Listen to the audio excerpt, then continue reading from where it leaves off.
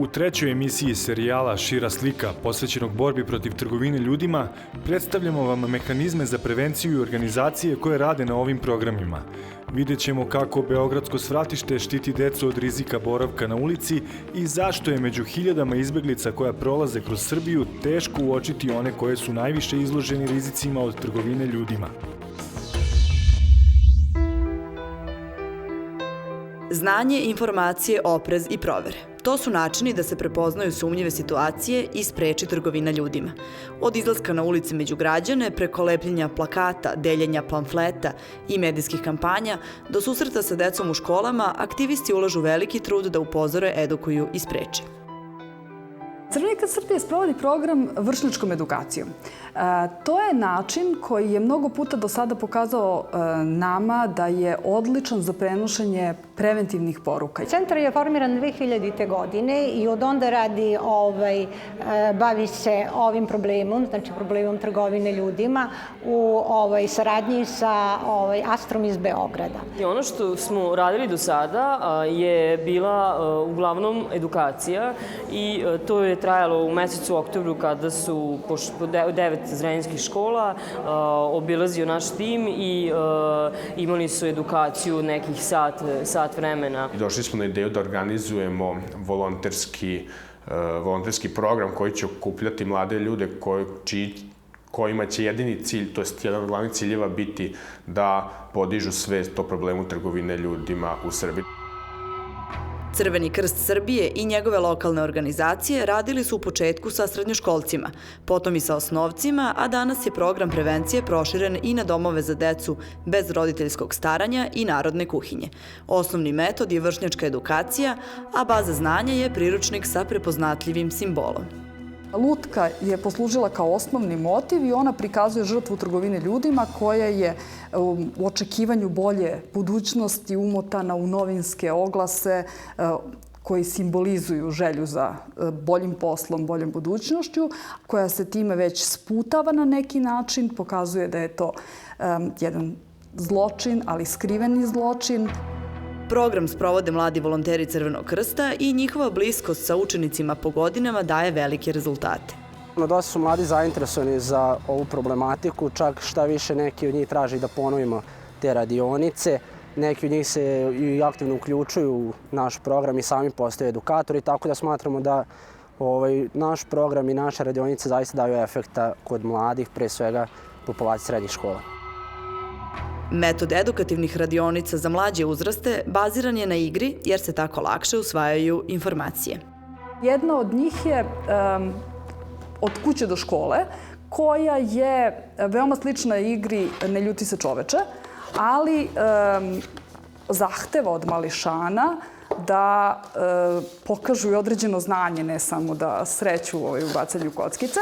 Tako da igra predstavlja njihov put koji je prepun izazova i situacija u kojima se mogu naći.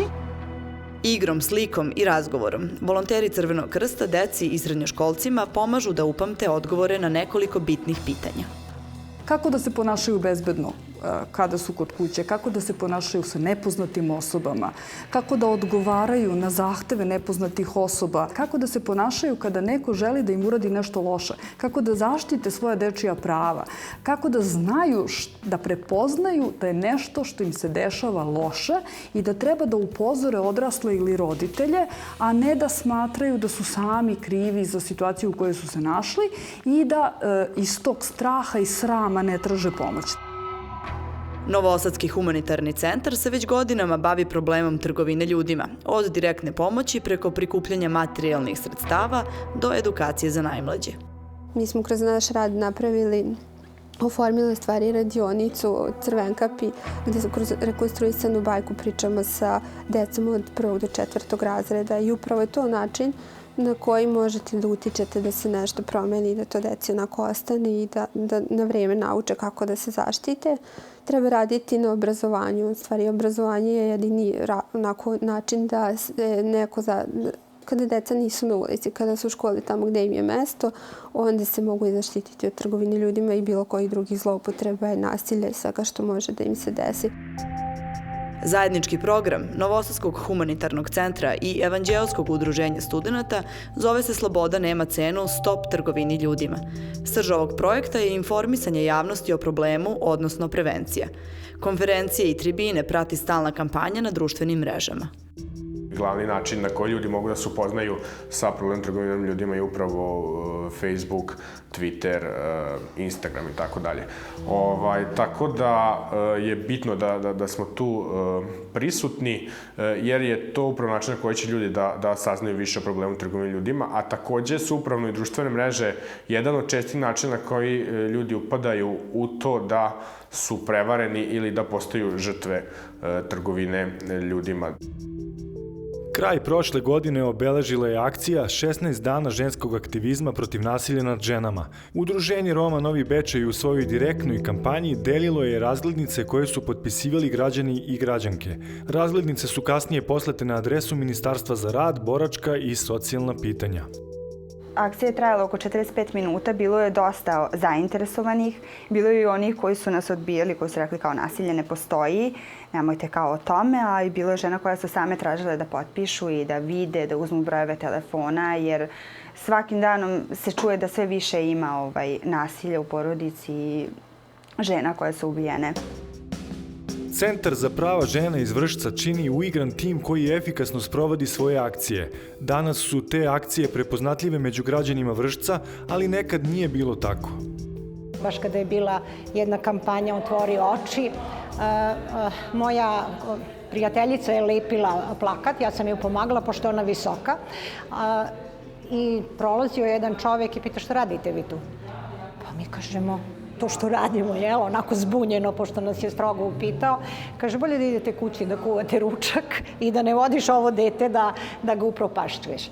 Hoću da kažem da je u početku bilo velikog otpora i ljudi to nekako nisu prihvatali jer su smatrali da trgovina ljudima njih ne dotiče. I kako vreme prolazi, ima više ljudi koji žele da se uključe, ne samo da više nemamo te komentare te vrste, nego sve više ljudi dolazi sa željom da pomognu ovoj akciji, što mislim da je dobro.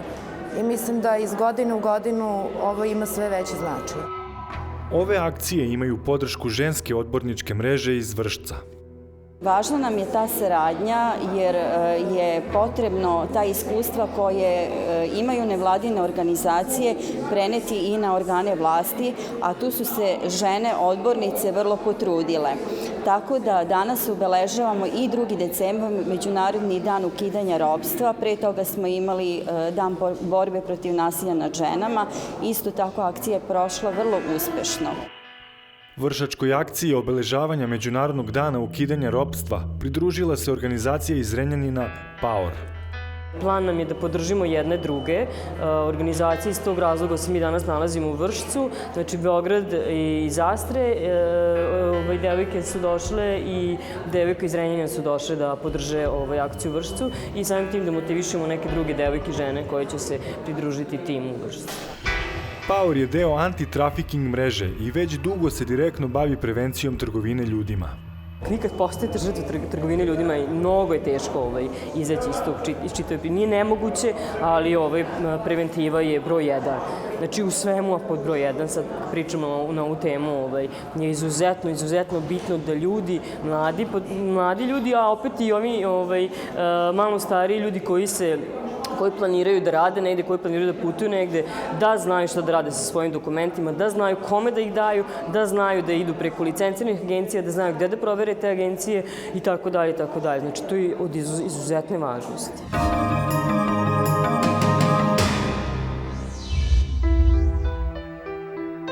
Centar za integraciju mladih od osnivanja radi sa decom koja su uključena u život ili rad na ulici. Jedna od 3 glavne aktivnosti centra je vođenje 2 svratišta za decu koje borave na ulici, jedno na Novom Beogradu i drugo na Zvezdari. Centar se posebno bavi prevencijom. Program prevencije se odnosi na decu predškolskog uzrasta i on targetira decu koji imaju 5,5 i 6,5 godina i koja nisu uključena u život ili rad na ulici, tako da je taj program u suštini namenjen njima i on podrazumeva upis, praćenje, odvođenje dece u predškolske ustanove koje su obavezan korak pre upisa u prvi razred osnovne škole i nakon uspešnog završetka priprema predškolskog programa, njihovo uključivanje u redovan obrazovni sistem. Oba beogradska svratišta primaju 240 dece. Određen broj dece koja boravi na ulici tu i radi da bi pomogla opstanak svoje porodice. Isključivi razlog njihovog boravka na ulici je ekstremno siromaštvo. Većina naših porodica žive u ekstremnom siromaštvu, žive u naseljima, neformalnim naseljima i žive u različitim uslovima, ali neki žive baš loše. To su barake u kojima nema ni vode, ni struje, tako da oni prosto, ta deca osjećaju potrebu da doprinesu kućnom budžetu, zato izlaze na ulicu da rade. Kada govorimo o radu na ulici, to je prošnja, prodaja sitnih predmeta, pranje šofer šajbi, sakupljanje sekundarnih sirovina. To su neke stvari koje naša deca najčešće rade, ali sada kažem, to je sa jedne strane, sa druge strane da naravno postoje slučajevi primoravanja na prosto rad i na boravak na ulici u tom smislu, ali u tim situacijama kada postoji naznaka da je dete primorano od strane nekoga iz porodice ili trećeg lica da radi na ulici, u tim slučajevima se naravno odmah angažuju, alarmiraju nadležne institucije. Boravak u svratištu ima svoj utvrđeni red i program. Deca prvenstveno kod nas dođu da zadovolje neke osnovne svoje potrebe. To je znači da jedu i da se okupaju, ali pored toga mi organizujemo različite vrste aktivnosti za njih. Znači postoje određena struktura koju oni znaju svakodnevno kako izgleda, tako da nekako oni znaju otprilike šta ih očekuje kada ovde dođu. Dosta toga u pozadini ove naše dece koje dolaze je crno, ali kad dođu ovde oni su uvek nasmejani i dosta često vidimo, jesu to male promene, ali jesu promene, tako da mene lično to najviše motiviše. Ekipa iz Centra za integraciju mladih ima uvid u težinu najvećih opasnosti u koje deca na ulici mogu upasti, od prinudnog rada do zdravstvenih rizika. O svim rizicima kojima oni mogu da budu izloženi i o rizičnim ponašanjima. Takođe, mi sa njima ovde razgovaramo, na nedeljnom nivou se organizuju aktivnosti u vezi sa tim. To rade specijalni pedagozi, odnosno vaspitači ovde u svratištu. Tako da su to teme koje nama provejavaju negde non stop. S obzirom na okolnosti u kojima porodice sa kojima mi radimo žive, mogu da kažem da stvarno nemamo tih slučajeva onoliko koliko bi možda ljudi očekivali da ih imamo. Zbog toga što u odnosu, kažem, na okolnosti i u odnosu na situaciju u kojoj se porodice i deca nalaze, mogu slobodno da kažem da i roditelji daju sve od sebe da budu što bolji roditelji i da što više podržavaju svoju decu. Važnost Centra za integraciju mladih i njegovih svratišta je jako velika, ali i sami ljudi koji sve to organizuju, a i svi mi zajedno, možemo da zaključimo da sudbinu ljudi koji žive u najtežim uslovima mogu da promene samo pravedna ekonomska rešenja. Dokle god porodice i deca ne budu imali dovoljno sredstava da prođu kroz jedan mesec ili jednu godinu, a bez nekih trzavica i bez o tome da razmišljaju da li će sutradan moći da jedu, da li će moći da kupe mleko ili ne znam šta. Znači, dokle god se bude to pitanje, odnosno dokle god porodice budu to pitanje postavljali, mi ne možemo da govorimo o nekom potpunom rešenju ovog problema.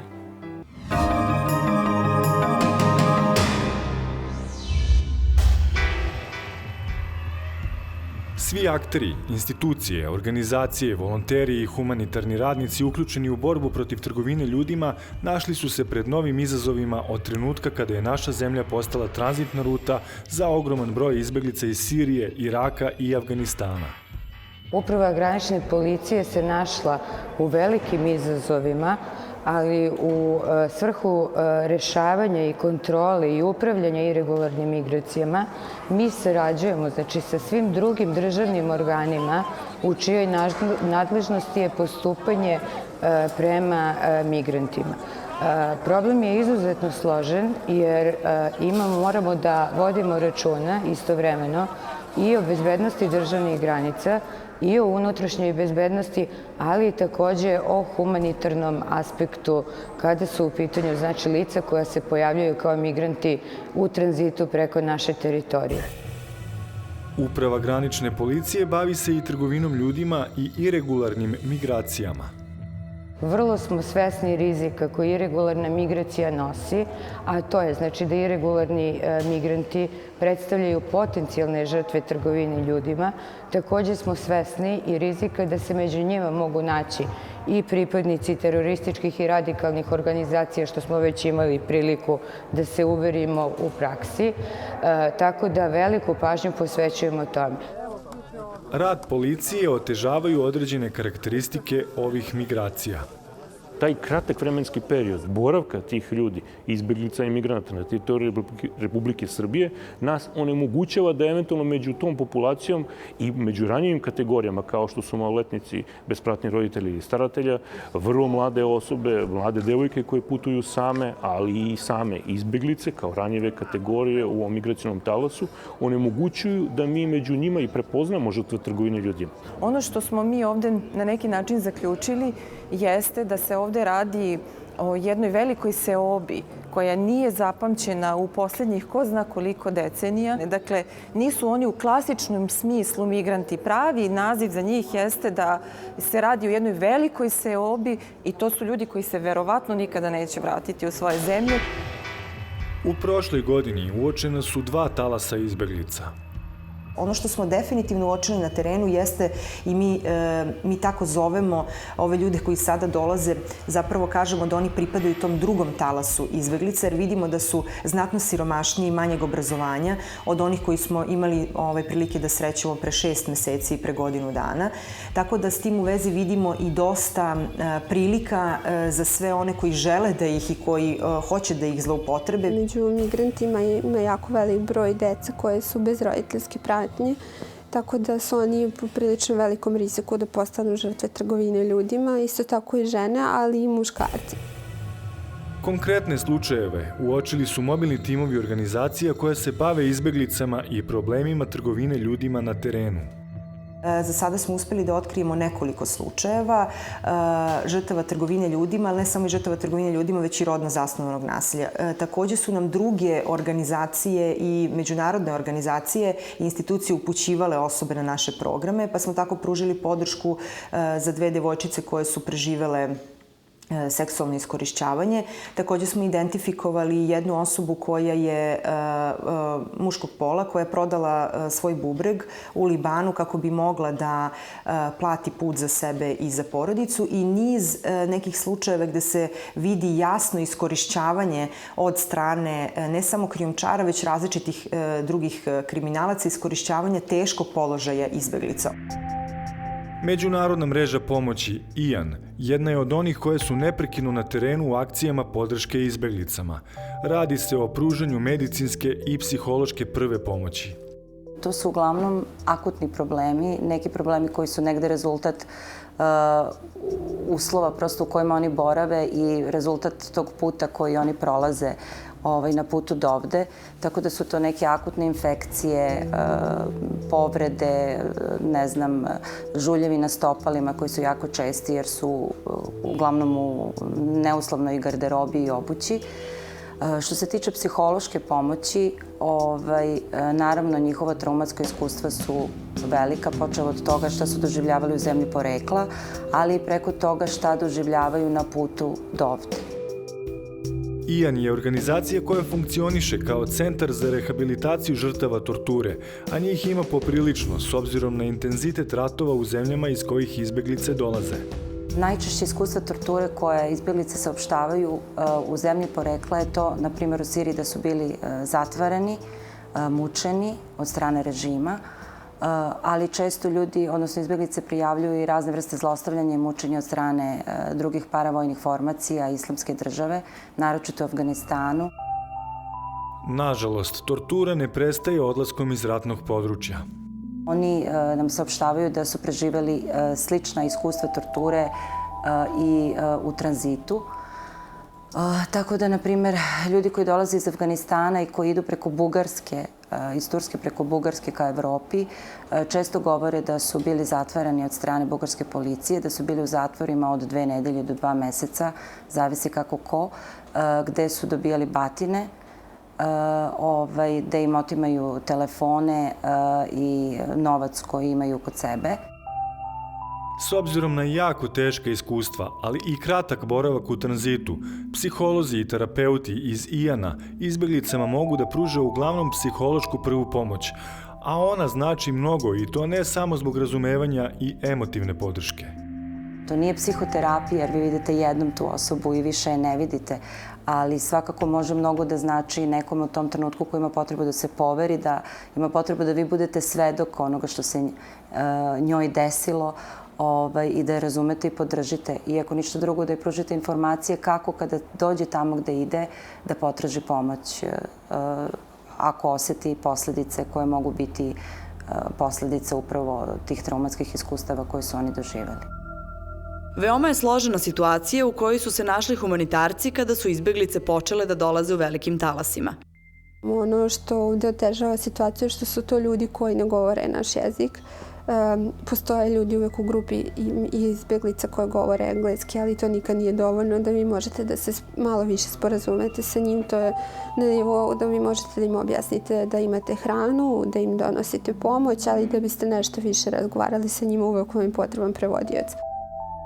Svi ovi problemi utiču i na proces otkrivanja slučajeva trgovine ljudima.